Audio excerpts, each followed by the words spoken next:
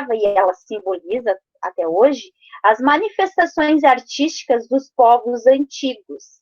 Aí, em 1902, os pesquisadores concordaram que esses achados representavam a arte na pré-história, tá? Onde eles se detinham ainda, né, na história da caverna, dentro da caverna, contando essa caça, onde eles só saíam para caçar e voltavam para a caverna, né? Então, basicamente, a arte rupestre eram representações gráficas, através de desenhos, símbolos e sinais, não se tinha escrito. E elas eram registradas nas paredes, tetos e outras superfícies das cavernas. Esse tipo de arte ele é conhecido como a expressão artística mais antiga da história. Então, quando eu falo em arte rupestre, é a expressão artística mais antiga, é a primeira, tá? Sem a apresentação de escrita. O que eles usavam aí, então, né? Extratos de folhas, sangue de animais e fragmentos de rochas eram utilizados para tingir na parede pinturas dos seus próprios hábitos, como a caça de animais, que eles acreditavam que a pintura de uma caça bem-sucedida, né? Volta a falar, que refletia na realidade. Eles também faziam as danças, representavam as danças, lutas corporais e rituais, né? Então, os costumes e a rotina do homem pré-histórico eram reproduzidos nas cavernas, de maneira individual ou coletiva.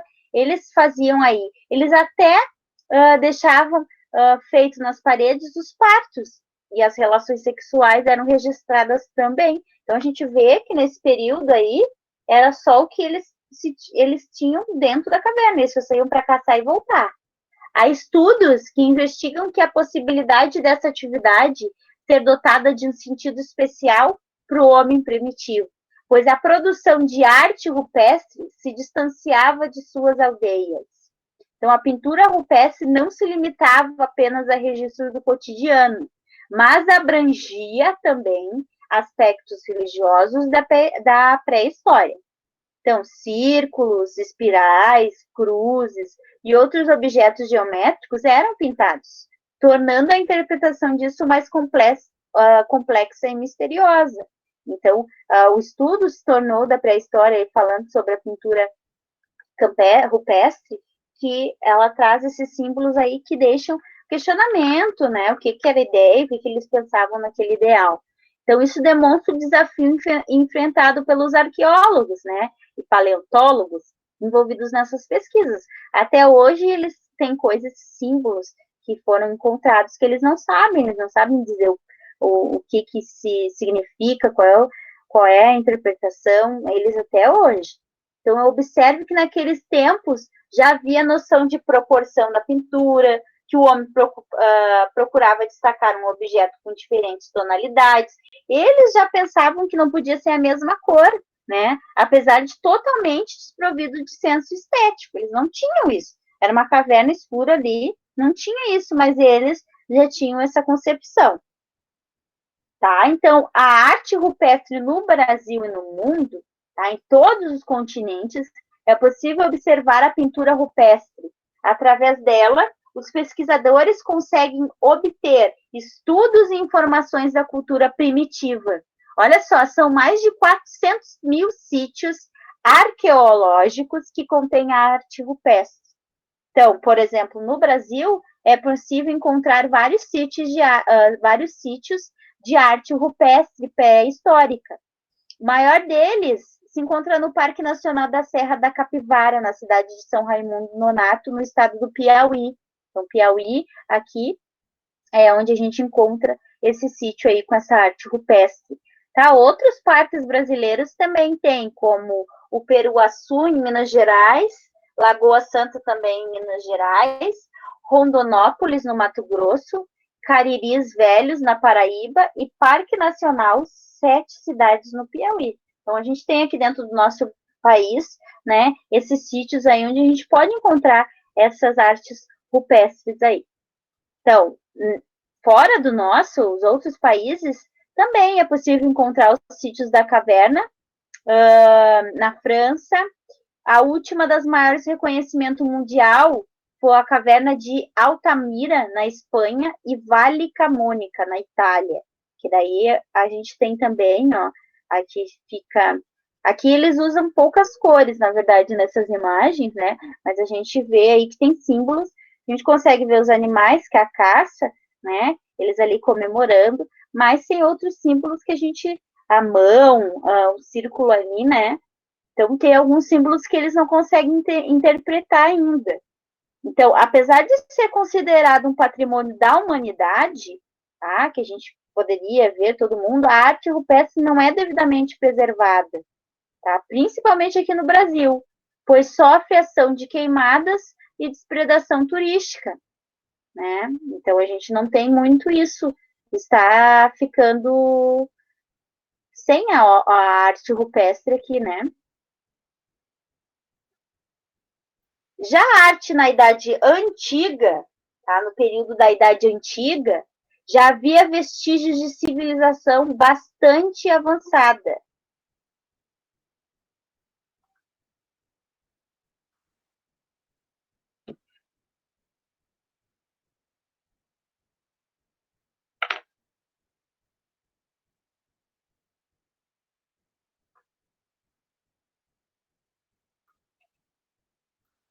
Então, eles mostravam essas estruturas de sociedade escravista, servidão coletiva. Então, já na arte da Idade Antiga, o povo era marcado por uma realidade mística, onde a religiosidade dos egípcios, né, as buscas gregas pela perfeição, então, o retorno da natureza humana, até a fundação do cristianismo e a religião oficial do Império Romano, por exemplo. Então, aqui já na Idade Antiga, a gente já muda a arte, ela já é modificada.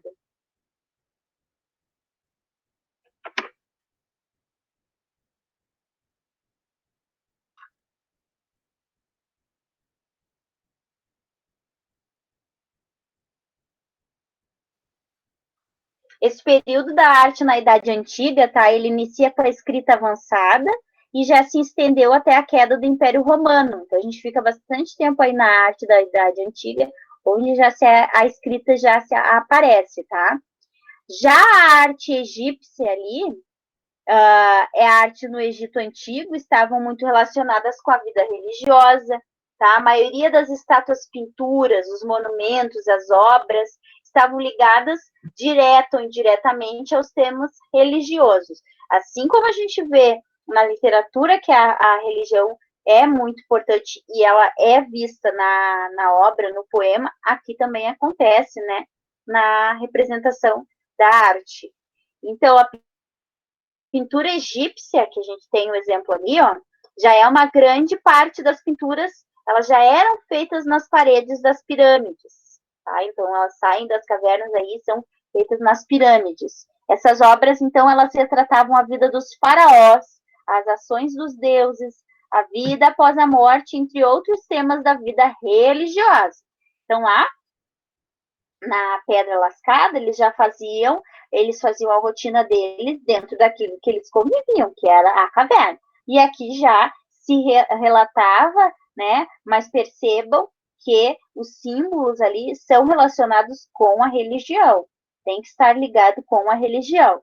Né? Os deuses que são representados por aquelas gravuras ali, ó, com as cabeças gigantes, né? Então tem alguém sempre superior, a ideia é superioridade. Então, essa pintura egípcia, ela passa a questão da religião estar acima de tudo, né?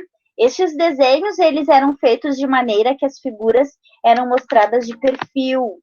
Os egípcios não trabalhavam com a técnica da perspectiva, né? As imagens tridimensionais.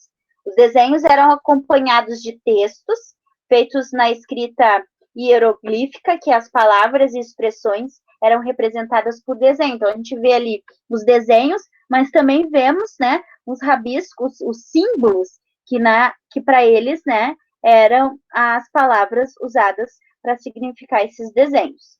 As tintas eram obtidas na natureza. Então, eles usavam pó de minério, substância orgânica, tudo da natureza para formar a cor ali da arte. Tá? Então, a gente falou aqui na pintura egípcia, né? A escultura egípcia que era nas tumbas de diversos faraós, foram encontradas diversas esculturas do ouro. Os artistas egípcios conheciam muito bem as técnicas de trabalho artístico em ouro.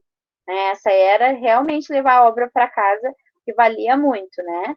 Faziam estatuetas representando, né, deuses e deusas da religião politeísta egípcia.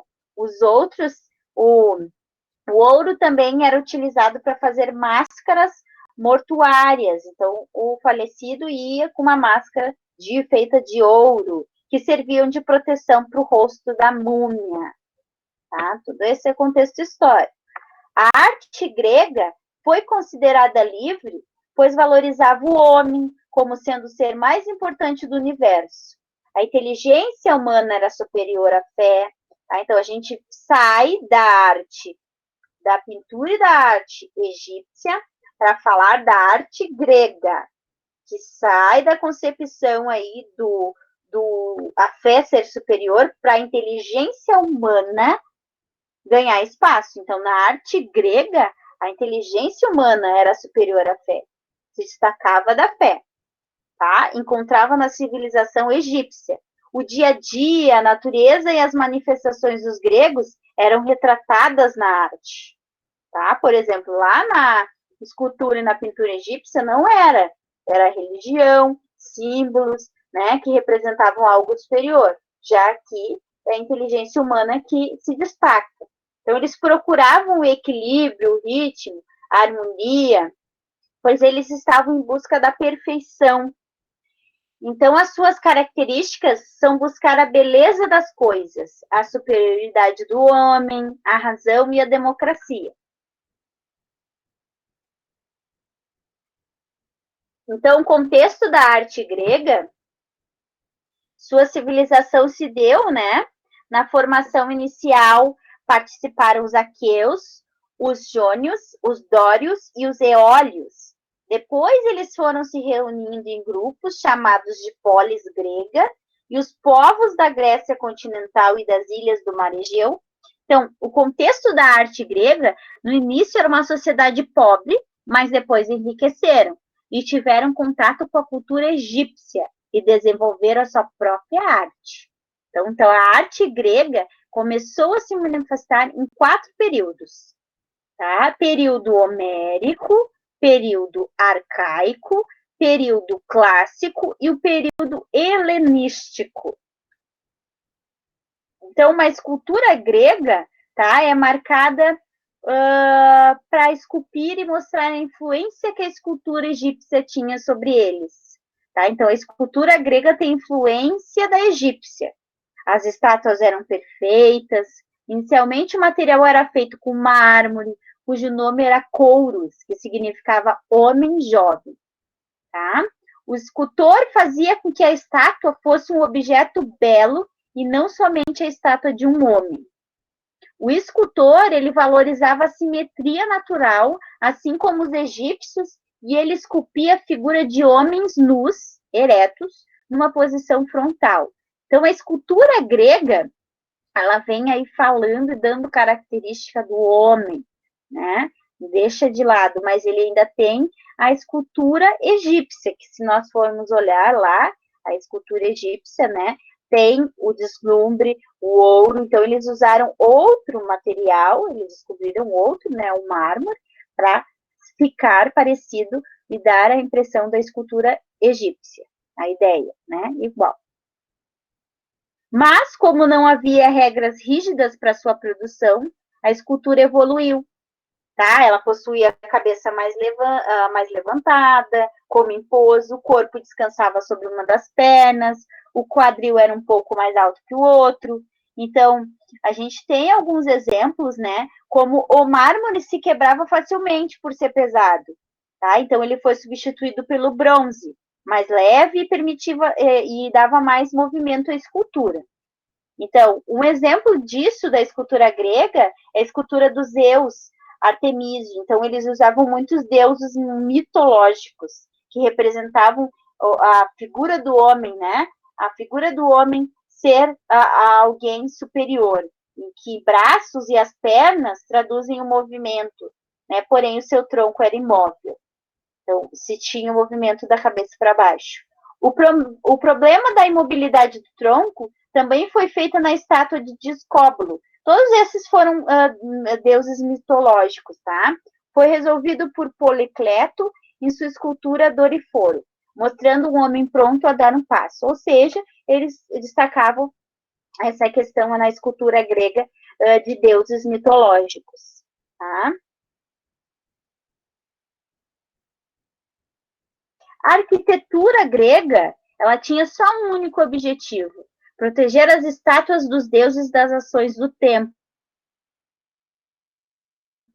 Então, a arquitetura grega, lá nos seus templos, elas davam características da simetria, né, do entre frente e os fundos, tá? E essa arquitetura grega, ela foi a partir desses que iniciaram as colunas, cujo modelo era de origem dônica ou jônica. Então, o que é uma ordem dórica? Simples e maciça.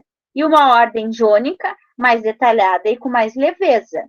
Então, não se eram arquiteturas pesadas, né? A gente vê a evolução da arquitetura, da obra. Então, ao longo da evolução da arquitetura, os elementos que compunham as colunas, junto com a entablamento, poderiam variar. Por exemplo, lá, onde essas pirâmides eram feitas pesadas, né? E aqui já não, dava leveza na arquitetura grega. E foi criado, então, um capitel coríntio para ser colocado no lugar em capitel da ordem jônica, ou seja, né, para dar mais leveza, eles trocavam, então, as obras. Então, havia um espaço chamado frontal, um telhado grego, né, para a escultura, ficava tanto na parte da frente quanto na parte de trás do templo. Então, lá eles colocavam as esculturas dos deuses para demonstrar respeito. Outra decoração na arquitetura grega se encontrava nas métopas, que eram decoradas com relevos de escultura. E também no friso, que possuía o problema por ser longo. Né? Então, quando o escultor utilizou o tema de uma procissão em honra a Deus Atena, tudo ligado à mitologia, onde a mitologia ela conta aí fatos de deuses, né, grandes que se tinham respeito e o poder eram superiores. A arte romana, então, né, de acordo com os historiadores, a civilização romana teria surgido em 753 a.C., cercadas por lendas e mitos. Assim, a arte romana teria sido influenciada pela cultura etrusca, arte popular que retratava o cotidiano, e pela cultura grego-helenística, expressando o ideal de beleza. Por que helenística? Traz aí a Helena, né, que também é uma deusa na mitologia. Então, ela era a deusa da beleza. Por isso, se deu o nome de cultura greco-helenística, para expressar o ideal de beleza, tá? Em diferentes regiões da Itália. A arte romana, ela também foi importante, pois ela representa até hoje o legado artístico dos romanos. Uma das áreas mais expressivas foi a arquitetura com a construção de anfiteatros, né, templos, aquedutos, muralhas, dentre outras construções que mostravam a magnitude do que foi a civilização romana. Então, na arte romana, onde lá no início da Pedra Lascada, quando eles retratavam o cotidiano deles na pedra, agora o espaço que eles convivem, como os templos, né, as muralhas, onde se tinha as batalhas ali romanas, viram arte. Então, a arte ganha vida e quem habita já faz a diferença. Então, a gente tem a diferença da arte romana lá para o início, onde se o espaço fazia-se a realidade. Aqui, a arte entra como a realidade para o espaço. E a arquitetura romana, então? Ela é uma das características da arquitetura da arte etrusca, por meio do uso do arco da abóbada nas construções, Então, essas estruturas, elas diminuíram a utilização das colunas gregas e aumentaram os espaços internos. Antes, se as colunas não fossem usadas, o peso do teto poderia causar tensões nas estruturas. Então, toda a arquitetura romana ela vem com a estrutura dos espaços, dos lugares. Né? Então, conta toda aí a questão da caracterização do espaço. Então, essas estruturas gregas eram admiradas pela elegância e flexibilidade e foram implantadas nessas moradias. Né? O espaço formado por colunas isoladas e aberto na lateral. Então, os templos tinham uma arquitetura diferente. Por exemplo, no pórtico da entrada havia uma escadaria, as laterais se diferenciavam da entrada e não tinham a mesma simetria. Então, para fugir da inspiração grega, a arquitetura romana, os romanos criaram templos, valorizando os espaços interiores, como exemplo o Panteão em Roma, construída durante o reino do imperador Adriano. Então, quando eu falo lá na arte romana, né, na arte romana e na arquitetura romana, já se fala aí criado pelos templos, os espaços, né? Então, a gente tem um exemplo ali, ó, do primeiro templo pagão ocupado por uma igreja cristã, tá? Devido à sua arquitetônica, sua estrutura arquitetônica. Tá? Então, esse período aí, conhecido como a Idade Média, ou Idade das Trevas, iniciou em 476 e terminou em 1453. Nesse contexto histórico, começou na Europa, o Império Romano do Ocidente sofreu uma invasão bárbara no século V, e foi uma década e uma decadência da cultura. Seus princípios eram diferentes dos pregados na arte grego-romana, e essa arte se baseou no decorativismo. Então, eles se detinham a decorar ao detalhe ali, né? Sem nenhuma preocupação com as figuras humanas. Não se tinha, então, o desenho do humano, sim o detalhe, o desenho, a caracterização daquele espaço. Até o governo de Carlos Magno, a escultura grego-romana quase desapareceu. Com o império havia decaído, a igreja começou a exercer sua influência sobre o Estado e o governo ficou nas mãos de Carlos Magno, que foi o imperador do Ocidente, coroado pelo Papa Leão. Esse império carolíngio, que foram produzidos manuscritos ilustrados, então essa questão aí era muito abordada, os manuscritos ilustrados, também objetos de artes criados nas oficinas relacionadas ao rei. Então, a Igreja Católica influenciou bastante a arte medieval. Ensinamentos da Bíblia eram reproduzidos nas pinturas, nos vidrais das igrejas, em livros e esculturas. Então, eles eram criados para ensinar a população sobre religião, pois a maior parte das pessoas eram analfabetas, sendo a educação, né, um privilégio apenas para a nobreza. Depois da morte de Carlos Magno, as atividades culturais deixaram de ser o centro do império, sendo realizada apenas nos monastérios. Então, a arte era reproduzida nas oficinas do governo de Carlos Magno, e com isso, um novo estilo chamado de românico começou a surgir na Europa. O teatro romano foi criado, né, os anfiteatros com uso de abóbadas e arcos, né, que são as estruturas. O espaço era amplo e suportava muitas pessoas. O público se encontrava no auditório, sendo possível construir os edifícios em qualquer lugar.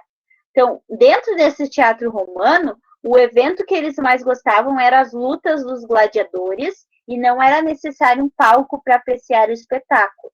Em um espaço central elíptico, era circundado pela arquibancada, com um grande número de fileiras. E o grande exemplo é o Coliseu, em Roma, uma das 7 maravilhas do mundo moderno. Então, a arte se destacou aí nessas pinturas aí detalhísticas. Então, a pintura romana usava a imaginação, dando origem às obras que ocupavam grandes espaços, enriqueceu a arquitetura. Né? Então, a pintura romana ela vem para enriquecer mais a arquitetura. Né? A maioria das pinturas originárias na cidade de Pompeia, e Herculano e foram soterradas pela erupção de um vulcão. Então, essa pintura romana aí a gente tem, elas desencadeavam 4 estilos de pintura, né? O primeiro estilo não era considerado uma pintura na pintura romana. As paredes eram pintadas com gesso, dando impressão de placas de mármore, só liso, pintado e pronto. No segundo estilo, descobriu-se a ilusão com gesso poderia ser substituída pela pintura. Os artistas pintavam os painéis com pessoas, animais, objetos sugerindo profundidade. No terceiro estilo, era valorizada os detalhes. A realidade da representação foi trocada por detalhes. E o quarto estilo volta na profundidade dos espaços. A ilusão dos espaços foi combinada à delicadeza, dando origem ao quarto estilo, Sala da Casa do Veti, em Pompeia. Tá?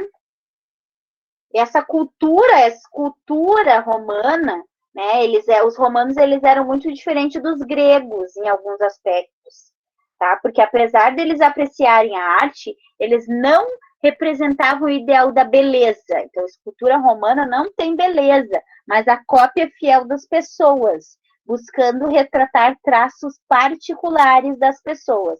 A escultura romana, então, é uma cópia fiel das pessoas, buscando retratar os traços particulares. Um exemplo disso é a estátua do imperador romano Augusto, né? E os gregos, o artista ali, numa cópia do Doríforo, é as refeições reais do imperador, né? É a feição, a face, a colcara e as capas romanas. Estão descrevendo bem aí os gregos, né? Essa preocupação da escultura romana também foi encontrada em relevos esculpidos, pois eles buscavam representar os acontecimentos e as pessoas que participavam dele. A coluna de Trajano, construída no século I da era cristã, apresentava a luta do imperador romano com o exército romano da Násia. Então, toda a escultura romana tinha a descrição aí das batalhas. Coluna de Marco Aurélio, que é uma construída no século depois, retrata a vitória dos romanos. Então, sem dúvida, a escultura romana, os romanos, eles contribuem muito com a arte, tendo um espírito prático e apto para construir teatros, templos, casas, aquedutos. Então, os gregos e os romanos tiveram muita influência na arte, né? Por ser mais prático, né? Fazer a arte sem muito enrolação. Então, no início do século III, eles começaram a enfrentar lutas internas por causa da entrada dos povos bárbaros. A preocupação com a arte diminuiu e no século V o Império Romano entrou em decadência e foi dominado pelos invasores germânicos.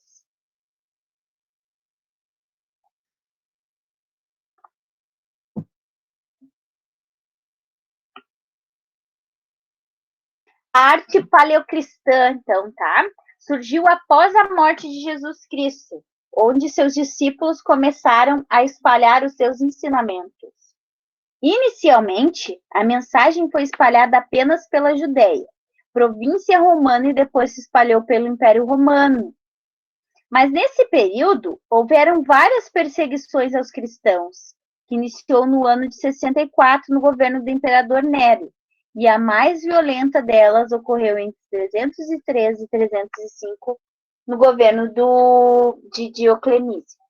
Devido a essas perseguições, os primeiros cristãos faziam a arte das catacumbas, nas paredes, tetos, onde eram colocados os martírios. Primeiro, as pinturas somente representavam a cruz, sacrifício de Jesus. Tá? Essa arte paleocristã, então, era ligada a contar o contexto histórico, né? A história de Jesus Cristo. Então, as pinturas representavam a cruz, a palma, o martírio, a âncora, a salvação, o peixe, suas letras em grego, são as iniciais do nome de Jesus, que eram símbolos dos cristãos. Logo depois, começaram a surgir cenas do Antigo e do Novo Testamento, sendo que em destaque os artistas retratavam Jesus Cristo, Então, a arte paleocristã é contar a história, o contexto histórico de Jesus Cristo. A arte não era feita por grandes artistas, mas por pessoas comuns convertidas à religião. Com o final das perseguições em 313, o imperador Constantino se converteu à religião e permitiu que ela fosse livre e professada. Assim, em 391, no governo do imperador Teodósio, o cristianismo foi oficializado como a religião do império.